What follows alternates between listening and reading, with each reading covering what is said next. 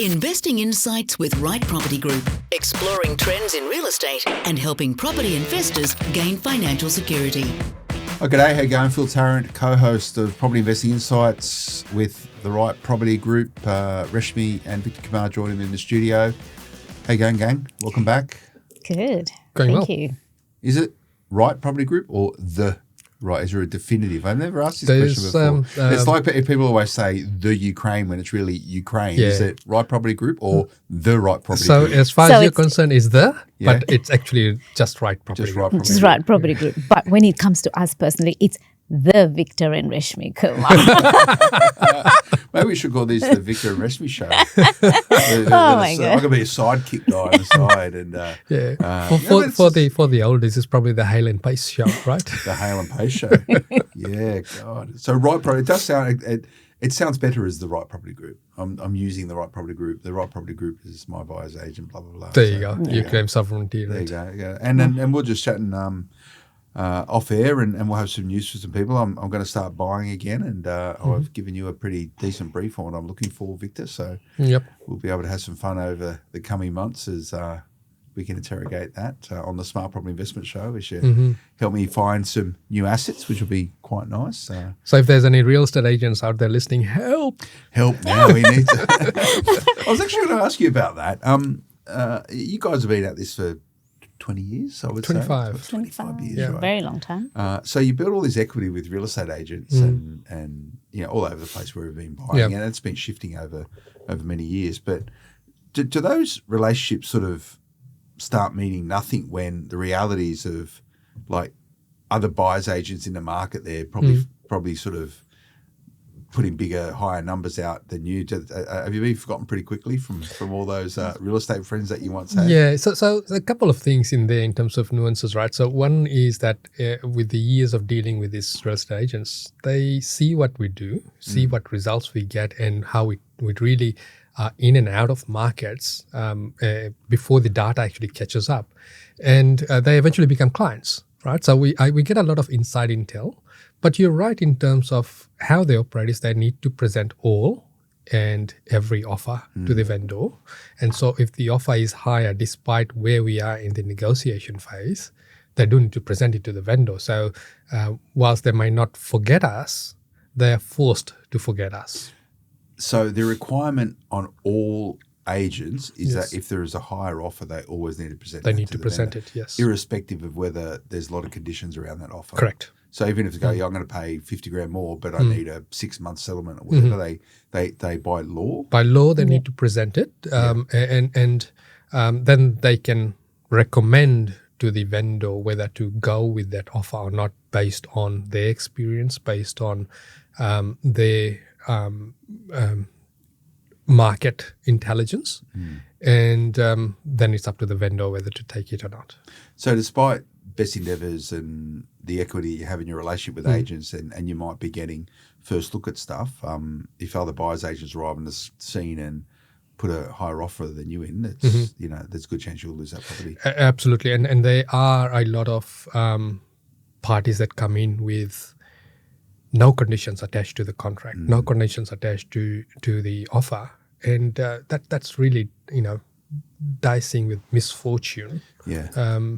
Because Can't if do the that. bank, You can't do that. It's other people's money we're dealing with. So we just, there needs to be protection of the buyer in that contract phase as well, right? So you could sweeten it for the vendor in terms of perhaps removing some conditions, but going in all guns blazing with no conditions on the contract, not even a pest and building clause, that does It's risky business. it is very risky. Yeah. So how does it work then? If you've got a say you've leveraged your many years of experience in agent relationships to get first look at stuff, and every buyer's agent talks about sort of getting off market, pre-market properties. You know, so if a real estate agent has a listing, it's on the market. It's on the market, It's just pre-platform, right? Yep. So I don't want to get carried away too much in the semantics of it. So if you get a first crack at it, you put an offer in.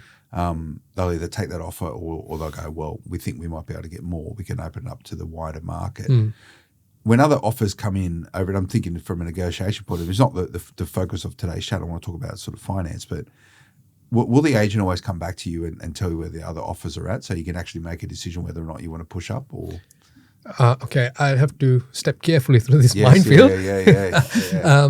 They will give us a agent with good relationship, knowing that we will always complete and we would do the best endeavor in terms of that contract phase. They will give us a indication. They ethically can't really tell us where the other so buyer there's is no at. obligation on behalf of an agent to tell you where the other buyer No, is. unless it's an open auction. Open auction. However, and this is where some of the criticism comes from real estate agents, is that they'll say, "Oh, well, look, I've got another offer." You go, "How much?" And I go, "Well, it's above what yours is." Yeah. Then you say, "Well, where do I need to be?"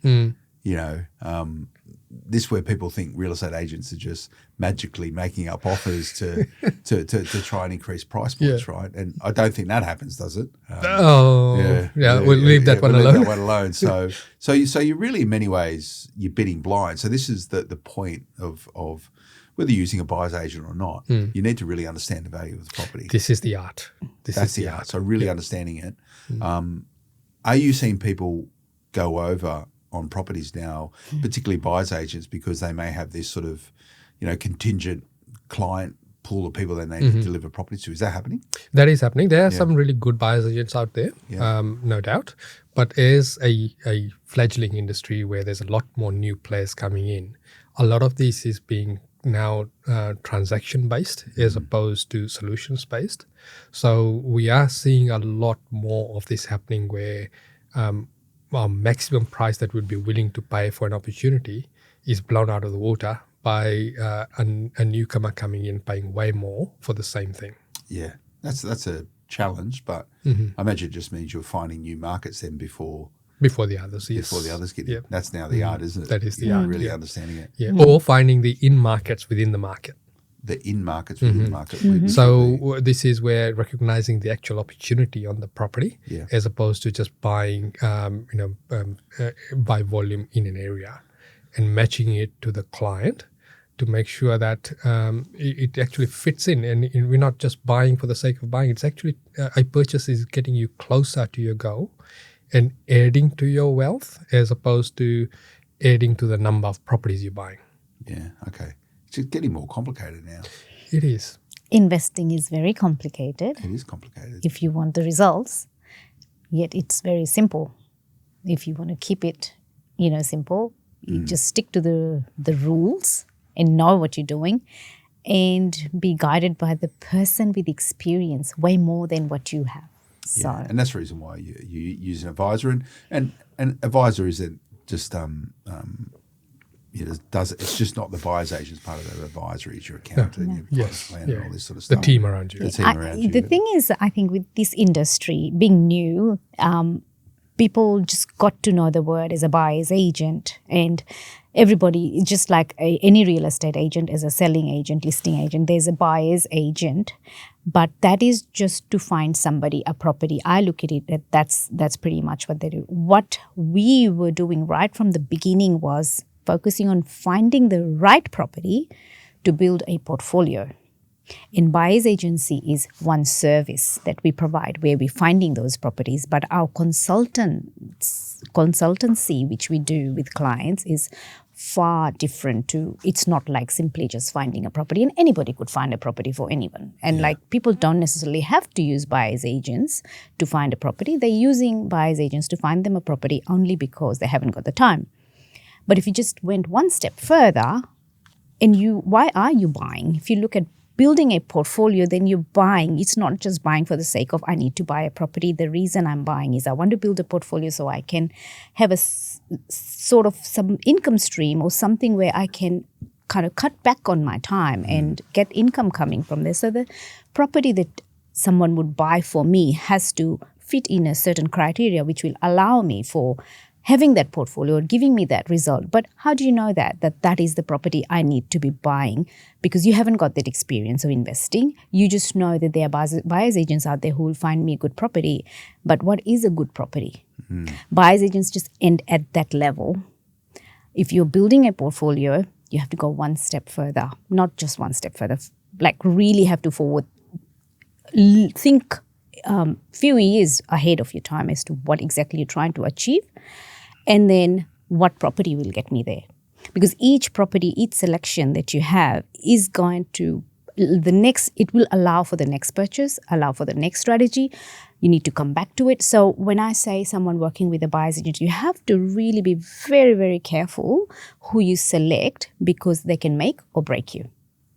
Yeah, and fortunately, up until this point, most buyer's agents have made people. We haven't really gone through seismic shifts in markets where that's right. Yeah, where buyer's agents can potentially break people. There has been, to be fair, some isolated incidences where a lot of people got stuck. I think about sort of mining towns, sort of 15 years ago, right, where a lot of that was recommended in by some buyers agents operating that time, spruikers, yes. if you will. Even going back 20 years when they were buying properties in Queensland, remember? The overinflated prices. Yeah. So it has happened beforehand where a lot of people have been, and there's still a lot of people holding, negative equity. Yeah, absolutely. They still are. Even with that increase. In some mining towns, right? So they've been broken.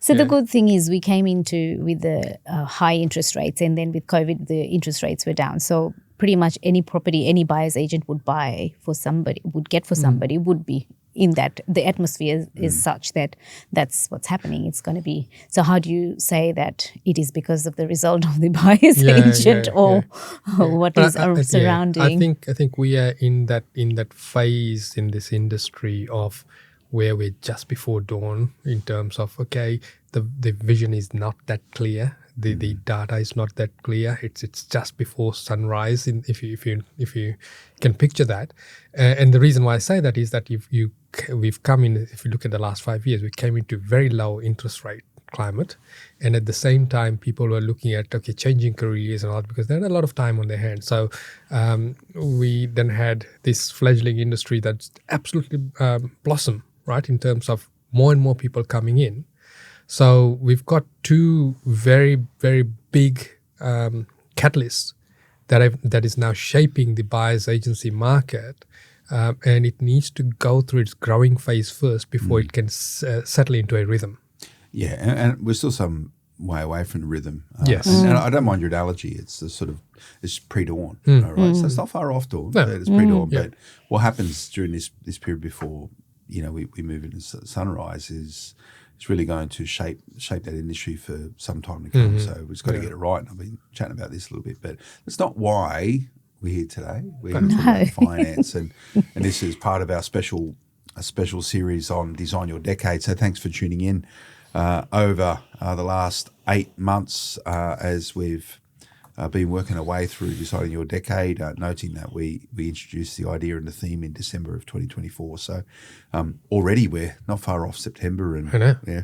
Looking down the barrel of the end of the year. I have no idea. 17 weeks to Christmas. Is it? No. Yeah. Well, at the time of releasing this podcast, we're recording this about a week early. Did you say 17 weeks till Christmas? Oh my God. Yeah. When we release it, it'll be 16 weeks to Christmas. Yeah. Okay. How did that happen? Let's not release it, then the time will stop. No, hopefully. Okay. Hopefully it's time. And I still have my frustrations about every time I see you, I go, I've got to be doing more. I always prioritise other things. So now we're back in business. We'll get some stuff done. But all of these, your ability to buy a property and grow a portfolio is absolutely contingent to your ability to secure finance. Yep. That's what it's all about. And as we're recording this podcast,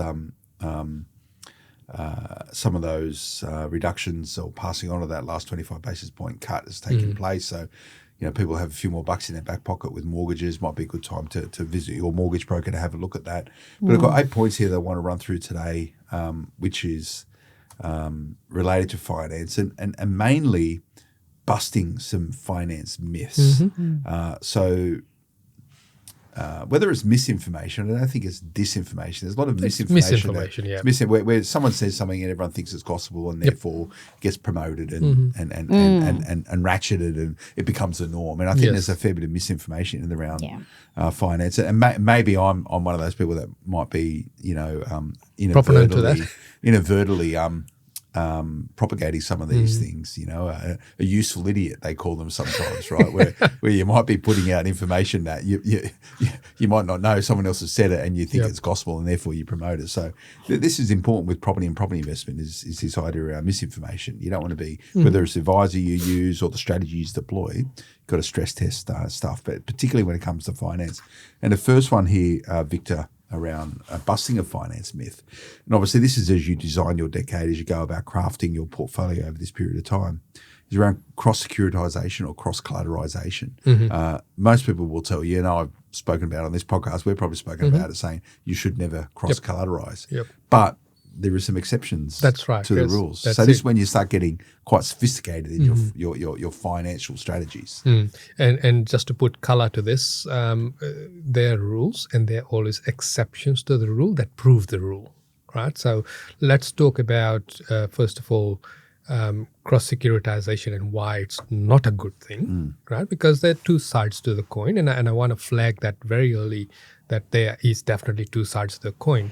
And we need to take a very informed approach towards finance, because finance makes or breaks your portfolio. So if you're looking at cross-securitization and the reason not to do it, especially as you're building a portfolio, if you're buying just the one property, it doesn't really matter how you get the finance at the end of the day, right? But if you're getting into that 5% cohort that's going to be owning more than 3 investment properties, this is something we need to take into account. So if we're cross-securitized, and let's say we look at stats, most people sell their investment property within 5 to 7 years of owning the property.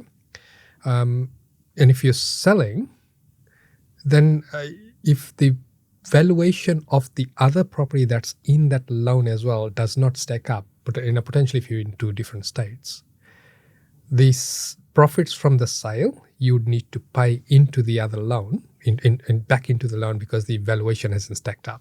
Yeah. Now, in the yesteryears, we were talking earlier about how Queensland market performed, particularly if for those that have been around long enough, areas like Robina, areas like Caboolture, where people used to come down and do seminars in Sydney and Melbourne and say, we'll get you a house and land package, and we'll do the finance. It's not going to cost a cent out of your pocket. Everything will be 100% funded by the bank. And what they used to do is securitize the home with the house and land package, so it was just the one loan. When it came time when they ran into trouble and needed to sell, because they had actually overpaid significantly the properties that they had bought, to sell that they had to then actually increase their mortgage on their home in comparison to when they started out. So that's the negative side of it, right? So that's an issue if you end up in negative equity on one of those properties, and therefore you may be stuck and you might not be able to realise the equity in the other property because it's going to be contingent to what you have over there. Correct. Yep. You've got to think of cross-securitization, that is there as a tool. And is it a tool you need to use or you don't need to use based on your circumstances? And it will be on the property. If the property is the wrong type of property, it's not the right property, then it won't work for you. So this is cross-securitization is really this secret tool that you have in your bag that you only pull out when you absolutely need it, right? So a couple of examples. Now if you're looking at a portfolio and you've come to a point where the interest rates are fairly high in comparison, but you don't qualify for finance elsewhere, you could go with some banks that use a dollar for dollar refinance, provided each property is at 80% loan to value ratio, and they'll use that commercial rationale to say, you're paying $2,000 more per month with this lender. We will refinance you into our product and you'll be paying $2,000 less, and therefore we don't need to fully qualify you as to whether you can take this loan. So if you came in just as a pre-approval, you won't qualify, but refinancing the portfolio, you would qualify based on that scenario. Yeah, and in that case, where cross-securitization comes in is if you've got properties in different states and one of them doesn't come up to 80% loan to value ratio to because you bought it recently, there is the advantage of actually cross-securitizing it for the next, say, 1-2 years while you're waiting for the value to go up, so that you have actually now got a lower operating cost. Now, this is something that one of the brokers we work fairly closely with, we discussed a scenario with a client where all of their property standalone was okay at 80%. One of the properties that we had bought recently was in Victoria, so therefore it wasn't quite at 80% of the value that the bank needed. And if we left it alone, the cost was going to be $1,800 a few dollars per month extra. Whereas if we stuck it together with another property, which was in, I think, from memory, Queensland. So these two properties are now cross-securitized, but it reduced their operating costs by $1,800, right, a month. That could be a holding cost for another property, or it could be a holding cost for lifestyle, right? It just gives you that breathing space, and we've got a clear strategy to say, okay, in a 2 years' time, we'll go back, revalue, and separate it. And the mortgage broker then understands that's the strategy, and that's a good reason to cross-securitize. And these are very specialized things. It's not something somebody would out there would do it. It's you really have to understand what you're playing with. Yeah. Yeah. Oh, yeah, absolutely. So what you're saying there, two investment properties, say one might be at 60% and cash flow positive. One's at 90% cash flow negative. It's costing a lot to hold. So you're making positive income here. Yep. You're making a loss over here. So you're just rebalancing it so that both For the time being. both at 80 until this is standalone, right? Then you just refinance both and Correct. and Yeah. get rid of the cost. Which gives you a significant interest rate reduction as well. So rather than getting the positive income over here that you're paying tax on, you're porting it into covering some of the operating costs. No, so the loan amount remains the same. Yeah. Yeah, but it's just that we've now reduced the operating cost. Yeah, so you push some of the loan Correct. over to the other side. Yep. Yeah.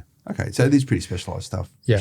Yeah. And then, of course, if we, as we're talking of here, if we have a specialized property, right, where the traditional approach with a bank could be that it's only 60% or 70% loan to value ratio, we could see, cross that property with another property that the bank's willing to give a lot more in terms of loan to value ratio, so that we can then value add to the new security. So we're talking, say, like a block of units as an example. Okay. Yeah. So traditionally, if we've got more than 4 on one title, depending on the lender, you will go down to 60%, 70%.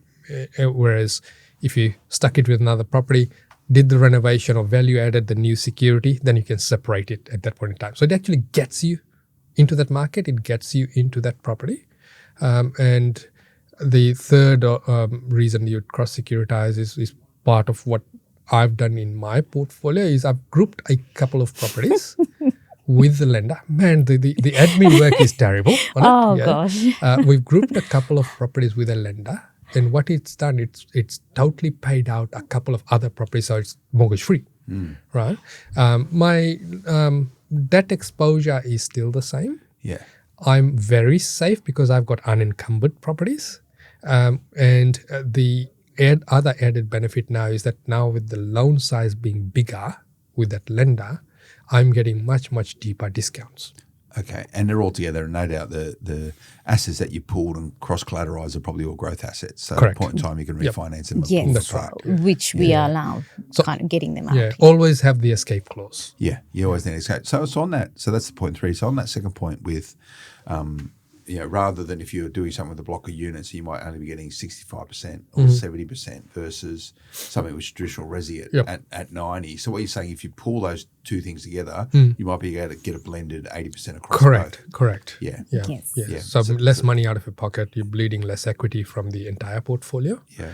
And interest rate should be sharper. It's sharper at as well. 80%. Yeah. Yeah. So it means that you can sort of operate in that commercial space if you talk about apartment blocks, Yep. but on resi, Correct. resi rates Yes. largely. Okay. Yep. So this is when it starts. This is when property investment, like, it is simple and easy, but this is when the nuances of sophistication around finance. So so some really good myths busted there. Yeah, around so cross-securitisation. the myth that we've busted is never ever cross-securitize. Yeah. Yes, there are occasions that you would. Sometimes you should. Yep. Sometimes you would. Yeah. Sometimes it can be Yeah. worthwhile as long as you have sort of contingent exit around it. Yeah. If you can if you see an opportunity and you know that by cross securitizing doing that, you'll be able to capture that opportunity. Why not? But again, you need to have when are you getting to exit out of it, and how are you getting to get out of it. Okay, great. Another myth to bust here: buying in a trust. Not taking into account where deposit will come from, getting caught out with stuff with your principal place of residence. This seems to be one of those themes everyone should be buying in trusts at the moment. Is you listen to some people out there. Buying in trusts is relevant for a lot of people. Some people, I've bought all my stuff in trust under good advice, but it's not necessarily for everyone. No, it's quite a lot around that. Yeah. So if you look at the shorts and the YouTube videos and the social media in terms of, buy a property in a trust, you've got perpetual lending. I think that is by far the most negligent thing the advisors are doing. And I'll stick my neck right out on this one. I think that it should be raked in front of the compliance guys. Unfortunately, property does not have good enough compliance right now. But if you look at it from a logistic point of view, right? So often when people are starting out and building up a portfolio, and often when advisors are starting out, if I can use that as in inverted commas, if they're starting out, they don't know what they don't know. And you really need to be having gone through at least 2 cycles, taking away the cycle that has emerged out of COVID, right? Because that was abnormal. So normal cycles, at least 2 normal cycles. So someone that's been around for at least 10 years, I dare say, they would be putting their hand up and saying, this is wrong. This is leading up to financial ruin. So if I can bring it, let's forget the trust for a minute. If I can bring it back to say a partner, husband and wife, and they're purchasing property, even though the property is in one name, the money is still coming out of the household, right? Unless you're running totally separate finances. Now, when I bring that into a trust, so the if I can be diplomatic here, the advice out there is that if you buy in a trust, you will have an accountant say that or sign off that this trust is self-sufficient and it can maintain its own liabilities. So bring it back to the husband and wife. We could say that the wife is working and therefore she is self-sufficient and can look after her own debt. So therefore I'm qualifying for finances as the husband, or vice versa. So they're using that same scenario in the trust, but what they're not taking into account is that it actually the negative gearing, if it's a negative property, gets quarantined within the trust. So there's no benefit there in terms of dampening the negative cash flow. But more importantly, we are getting the deposits from somewhere else. Where is the calculation for the repayments of that deposit? We're still getting, by and large, we're still getting it from the same pot. It's just that it's in a different section of your wallet. And if our property is, say, 10K negative, by the time you take your deposits, your closing costs into account, and you then got 10K negative, you're not really getting any tax benefits to dampen it, then you've opened up another trust and you're repeating the same. And you're saying that, yes, you can continue doing this forever. Couple of things will happen, right? Eventually, the regulators will step in and they will say, no, we need to wind this back. And that this has happened in the past, right? Yeah. So if you look at the blended loans where you're able to capitalize the interest on the investment side and all that, that's happened in year 2000. This trust thing was in and around in 2000. They cut it really quickly back then. It's now rearing its head up with the new cohort of people coming in, new thought process, and everyone focused more on transactions. How many properties can I get under my belt? And it will get, at some point in time, rein back in. But more importantly, from a family point of view, you're setting yourself up for failure. Well, you still got to pay the debt. Yeah. You know, and that's got to come from somewhere. And if you can end up with a very significant accounting issue when you're taking money out of your principal place of residence, refinance, and not sort of orientating that the right way to put into a trust. And I know I've spoken to many accountants around this, and a lot of them will just go, no way, I'm not writing letters for anyone. Like it's actually a false letter that they're writing unless it's truly positive. And accountants actually have obligations, professional obligations around this. And I know the regulators are actually looking at this and speaking to accountants around it. So it's a big issue, Reshmi. It's a thing where people have to look at, like, at what level am I involved in my investing? If I'm only buying 2-3 properties or 5-6 properties, or I'm planning to buy more than 10 properties. So where am I as an investor? Where do I sit? And then the decision could be not like from the beginning, like set up trusts and start buying properties in trusts. So, you know, it's not suitable. It's not for everybody. And once you know where you sit, then you've got to really think through as your plan and then at that time you wouldn't be dealing with those property advisors.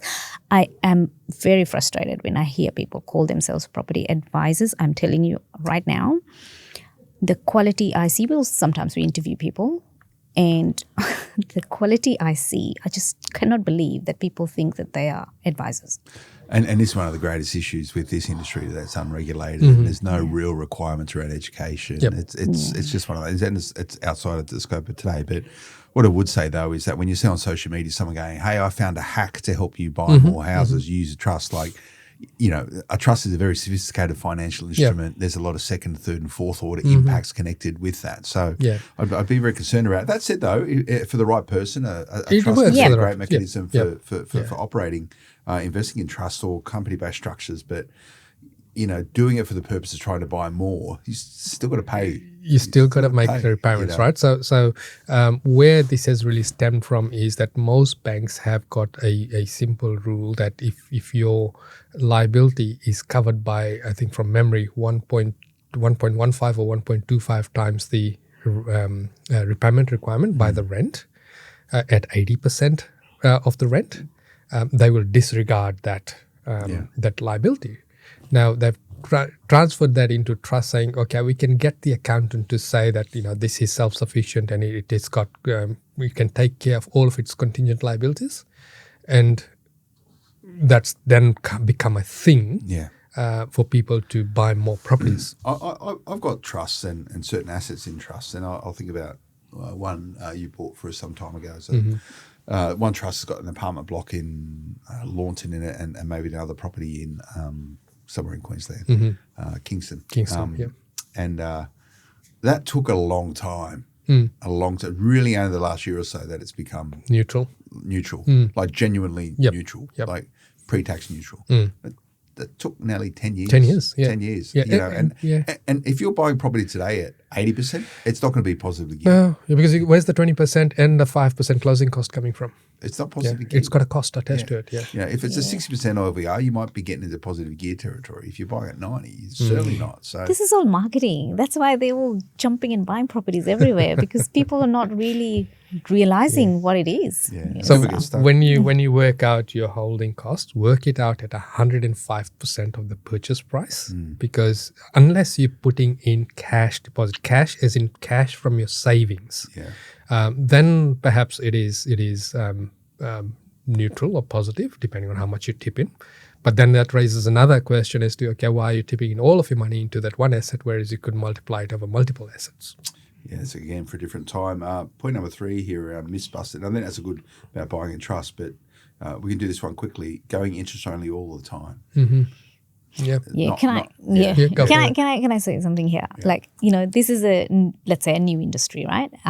People's experience is people advise people based on their experience. So what happens is, I know in the early days, we were like, oh, it should be interest only because you can use that principal money and you hold more properties and all the rest of it. And so advisors at the moment are new in this field, and they haven't had that experience of over 25 or 30 years to see what exactly does happen when you do that. Or how can I make it better for somebody? Because they haven't actually gone through that 2 cycles or more than 2 or the 25, 30 years. So at the moment, they're at the level of should be interest only because you can use the money to do that. But when you go over time and you realize, well, you know what?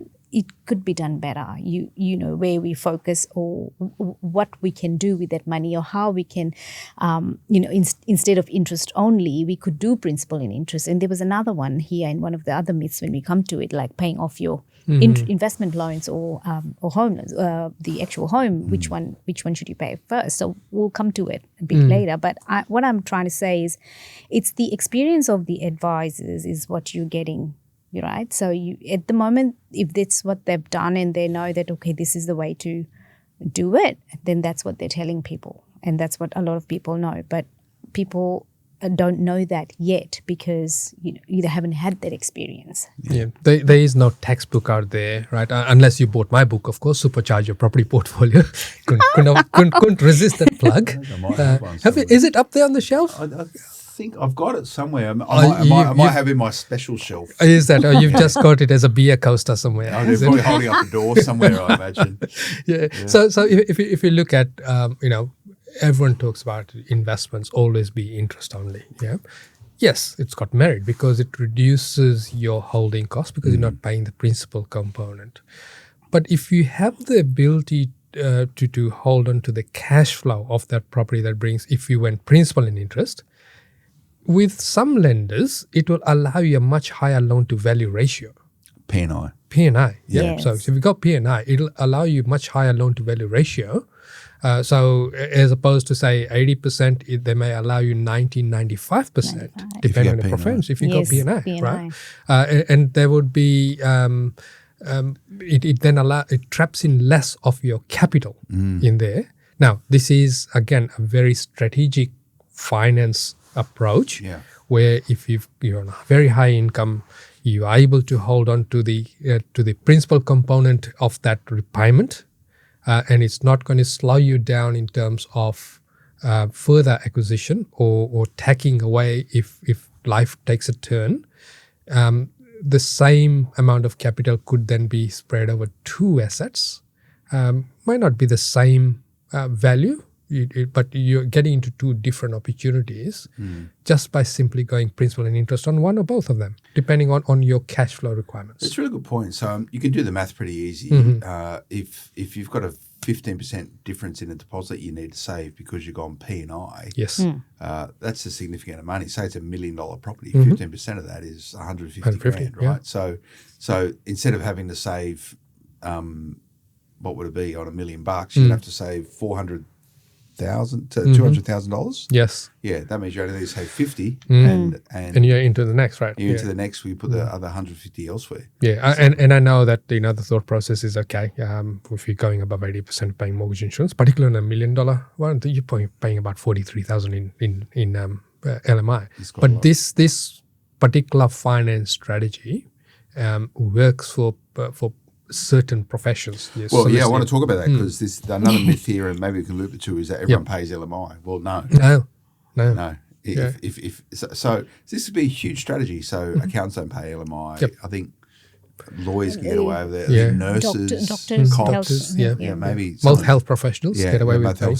So does that mean that you essentially, well, all the rage at the moment is everyone's talking about the acceleration of those 5% loans for first home buyers.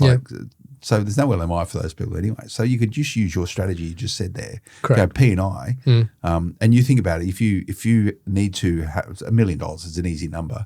But so rather than having to raise $200K deposit, you need a $50K deposit plus closing sold. So that $150K. So if you're paying off P&I at on a 95 land on $1 million purchase, it would be a number of years the principal component that you would pay to get to that 150. So and that's you and potentially two other markets getting the capital growth. So it's a good strategy. Yeah, and you'd also looking at it from a viewpoint that we're getting into a growth asset, right? So when it goes up in value, whether we're forcing the value or we're using the market to increase its value, we could then always do a internal refi with the same lender, get them to recognize the new value, and it drops your loan to value ratio down to 80%, and you're back onto interest only. Yeah. So you might need only hold for a couple of years. 1-2 years. Yeah. Yeah. Get a refinance, 80% interest only. Yeah. It's a smart strategy. Yes. Yeah, no one really details this. These are the nuances, but Yeah, that's why you get paid the big bucks. yeah, sweet. Play the game. Wonder. So what podcasters, they should get LMI offsets, I reckon. Someone, I don't think people... Podcasters, I don't know. Podcasters, Yeah, yeah, it but depends it's on a the quality. profession. Yeah, it depends on the quality of the podcasters. I mean, some hosts are really, they leave a lot to be desired. But $43,000 on a... Generally, That's a lot of money, right? Yeah. Now again, this is like any insurance, because lender's mortgage insurance, LMI. Yeah, it is an insurance policy. You're protecting the bank, but like any insurance in life, depending on which provider you go to, in this case, the lender will determine your premium. So with one lender, it could be 43. Another lender, it could be 25. I don't know. I'm making these numbers up, but there are significant differences lender to lender. So, Reshmi, tell me about this next point here around busting some myths around sort of forward planning with offsets. People get obsessed with offsets and potentially redraws. What's your view? My view, offset accounts are really, really good. There was an example Victor and I were talking about before coming in here. So, this is where you really need to understand how an offset account works, because people still don't understand what an offset account does. And what were we talking here in terms of the offset, putting money in the offset when you and you're actually not paying the interest, so your repayments are low or pretty much. So what we were talking about was really planning for life. So if we're about to start a family, or if we're about to change careers, you would go in and make sure that we've liquidated as much of the equity as possible. And people have that thought process that, okay, if I've increased my loan, I'm going to pay more. Technically, yes, but in reality, no, right? So let's say if we just take an example of, I've got $100,000 extra, and I've whacked it straight into the offset account within that with that loan, then you are really not paying any interest. Again, depending on how the offset account is set up. Some banks will only offset 60%, others will only offset 80%, most will offset 100%. So we really need to look at the fine print. You realise that some banks only give 6% of the offset. Absolutely. And then you have a limit in terms of the number of transactions you can do off that account before the offset disappears. Okay. Yeah. So you need to look at first the fine print. So don't just go blind and say, I need an offset account. Ask how it operates to begin with. That's a good tip. I didn't know that. I didn't know that. Yeah. I thought it was just assumed 100% of it.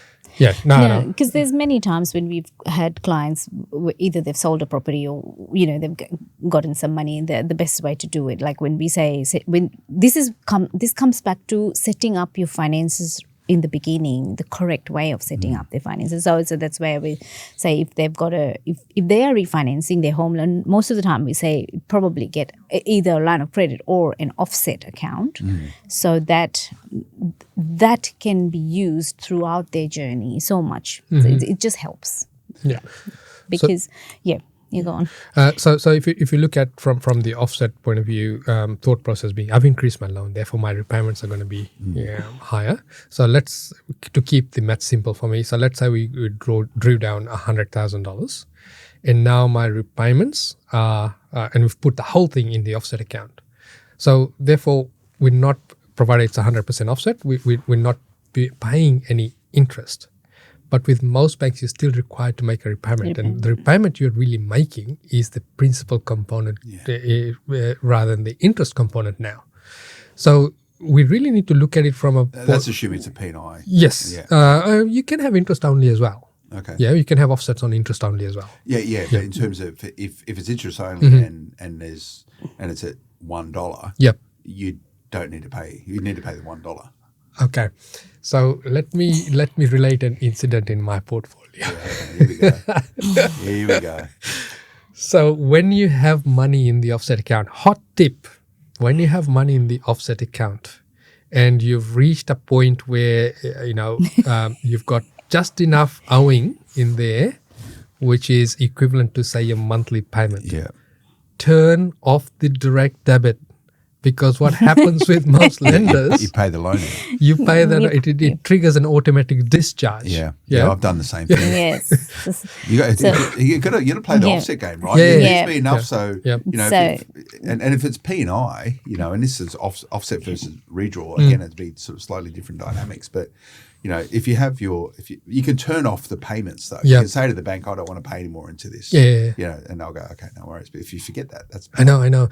So we had this where I'd put that in, and the loan actually paid itself out, right? Yeah. So there's nothing owing on it anymore. And I walked in the branch one day and said, I can't access this on my net. What's wrong? And she had a look on the computer and said, well, this loan's been discharged. Yeah. So it means you have to refinance the property to get access to the cash again. I used the VK charm and I charmed my back way into the loan. But it was a lot of paperwork. Yeah. I remember. But the issue also is that if you're always increasing your investment properties to 80% and having that money in offsets, that's great because It's great, you know it's got to minimise your repayments. However, you might not actually. It's going to get to a point where you're going to hit serviceability thresholds, and they say, well, you've got too much. Your lending against those properties is stretched, so there's no more for you. So you've got to actually You've got start. to really understand your offset and operate it like a bank. You've got to understand how it works and use it. Yeah. So if you come back to that 100K example, so we're now making a monthly repayment back, right, which is actually paying the loan down. So we've now controlling a facility which can be our buffer, it could be our deposit for the next one when we come to it, when we need it. And so we've drawn down a whole lump sum and we're paying it back piecemeal without really costing ourselves much, right? Because you can pay it back from the same account. Now, a mortgage broker may not necessarily be able to advise you on an offset account because it's actually a product. So you really need to sit down in front of your accountant or financial planner to actually work out and map out how this would work for you. Yeah, and there's you know there's software around where you can do long-term mapping on this sort of stuff, and it can work well. But if you're an active investor, having an offset means that you be very pragmatic in your buying capabilities. If you've always got a pre-approval sitting around, it means you can be really dynamic. That's right, and then opportunistic. You know, which is a really good place to be. Let's talk about loan portability to bust another myth. Yes. Victor.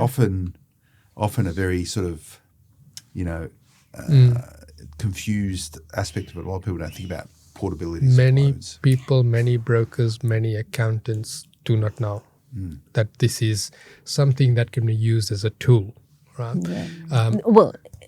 Don't know that this tool exists. Yeah. That's what you should say. Yeah, true. So we've used this many times in our portfolio, and the time you would use it. So you'd use it when you're not able to qualify for finance and you are liquidating an asset. So how the bank gives you a loan is they're giving you a loan based on your ability to make repayment, your character, and the security, right? So character being now, for in my case, being good looking.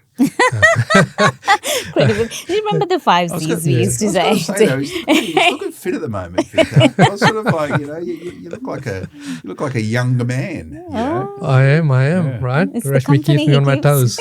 Keep yourself in good nick. Good. So if we do you see how they brushed it off? So if you look at loan portability and you're not able to qualify for further loans, but you still want to expand your portfolio, yet you want to take a profit off one of the properties that has done its job, right? And a real life example is one of my clients that I had done a review, and they were planning to sell a property in New South Wales, and this was a $1 million loan that they had on this property. And the property itself, from memory, was 1.8 as a sale price. And they're saying, well, I'm going to be out of the market for the next 2-3 years because I don't have any further income coming in that is above and beyond, even after I offload this asset. So I then got into discussions with them in terms of porting the loan. So when you're selling the property, you don't discharge the loan, you only discharge the security. So that means that you're still paying for that loan while there's no actual security attached to it apart from the cash proceeds from the sale.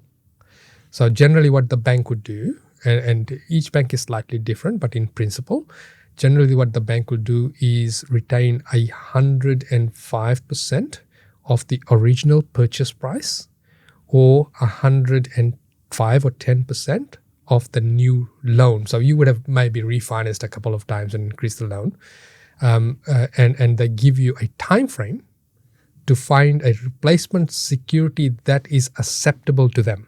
Okay. Yeah. So in this case, what we did with this client was that she offloaded this property, and then I started talking to the broker. So she went through 3 brokers and with nil results. So this is while the property was on the market. Then I said, well, go back to the bank that you are with, right? And this is where you jump in and ask which bank. Yeah. We went through the relationship manager, and I've got emails, narky emails from him saying, here's what our policy says, that we can't do this, right? And it has to be on the day of settlement. We need to be having the new security. Yeah. So now that puts you into a bind, because you now you're rushing to find the next property, right? And cool offs and whatnot. And then I kept empowering this client to go and ask the right questions. The trick with investing is that if you have the knowledge base, you then ask the right questions to get to the right solution. Yeah. And so finally hit onto a person within that bank that said, yep, it can be done. Yes, and you've got 90 days to find the security. So we then found her a house plus granny flat still within New South Wales, which had a far better cash flow and far better growth trajectory, and did not have the heavy maintenance requirements that was going to suck out all of the equity in the property that we were selling. Right. So this is where your understanding of loan portability. So if you can't qualify for loan and you're offloading assets, the thought process, most people think that you're out of the market. Not necessarily. That is a myth. So you've already got the loan. Yes. The loan was already there. This is the irony, that's where the loan is an asset rather than a liability. If you frame it that way, and you could just put it against a new asset, and you would use some of the proceeds of the sale price to pay for the entrance costs into the new property there. Yeah. And you got to know what size the loan is, so that will help shape what your budget is for the new property. Yeah. So it makes sense. So I sort of sit there thinking about, is there more paperwork just shutting that loan down and sort of starting a new one, or is it better off? About the same. Yeah, okay. About the same. It just needs a good solicitor or conveyancer on your end, and a good broker on your end who knows what the process is, and then also latching onto the right employee, right person in the bank to then help facilitate that. Okay. Good. That's learning a lot, Victor and Reshmi. Thank you. 2 more myths to bust here. Pay off non-deductible debt before deductible debt. This is what you're told by everyone. Pay off non-deductible debt, so your principal place of residence, so you're being mortgage free, rather than paying off tax deductible debt. In the early days, we used to say that too, because you don't know, right? You want to free up the home that you're living in so that nothing can affect it. But as you go along, you gain more experience. You realize, well, this is kind of wrong way of doing this. There's a better way of doing it. And I remember maybe 10 odd years ago when you were asked to speak at a property expo. This was like this is something he spoke about. It was like like a controversial topic back then, and it's like the hall was packed. Like people came in, what the hell is this all about? Like paying off your non-deduct, So this was really where this stems from, where this myth stems from, is really from first of all our heritage, our yesteryears, in the sense that especially first and second generation Australians, where our parents and grandparents came from the Great Depression, and the banks were those that had loans, and I think 17 to 23% interest rates. Those that had loans absolutely had to scrimp and save and take extra jobs to hold on to their property. And those that did not owe money to the bank, they were smooth sailing. Yeah. So the thought process came in: buy off your home first, right? Because it'll be safe. Then you've got the approach in terms of, okay, what's the advice coming from the accountant? And again, this is quality of question that you need to ask. So accountants will come, most accountants, there's some really good accountants out there, property-centric accountants. Most accountants will come from a tax minimization point of view. And therefore, they'll say, pay off your non-deductible debt because we want to maximize your tax. And it has a cycle within your career as well. But if you really look at what we're trying to do in terms of investing, it is to buy back our time. And so if we paid off a loan if we paid off a loan which has got income attached to it, then we are freeing up that income, and that allows us to buy back a little bit of time. And this is now again seeing the other side of the coin, right? So don't go blindly in terms of finance and in terms of building a portfolio to say always pay off the non-deductible debt. It could be based on your circumstances, based on your scenario, and based on your goals.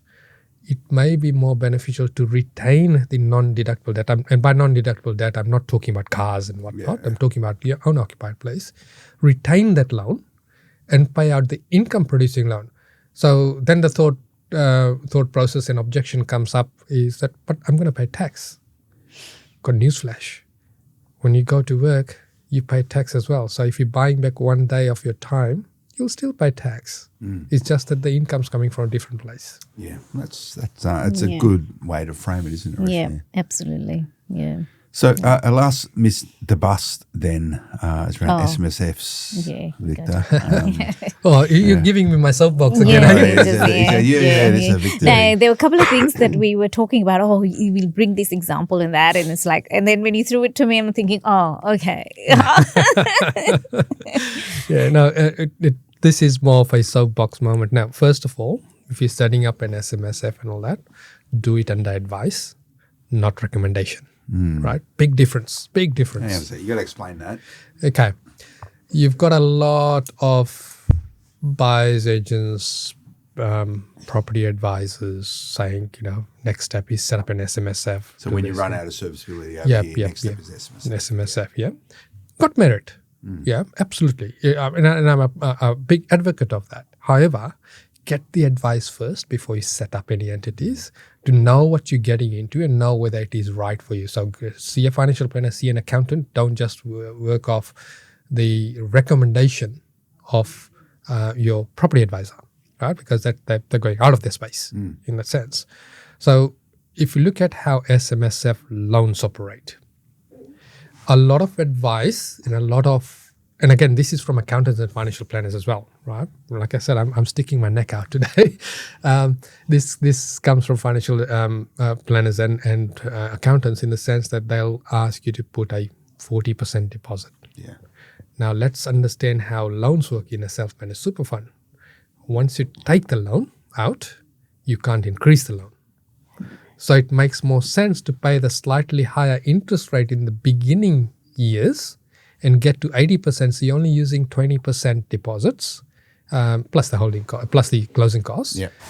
So you've still retained a lot of your cash component within the fund, and therefore you can then implement more strategies, whether it's getting into shares, whether it is getting into more properties, or whether it is working on the property that you've got.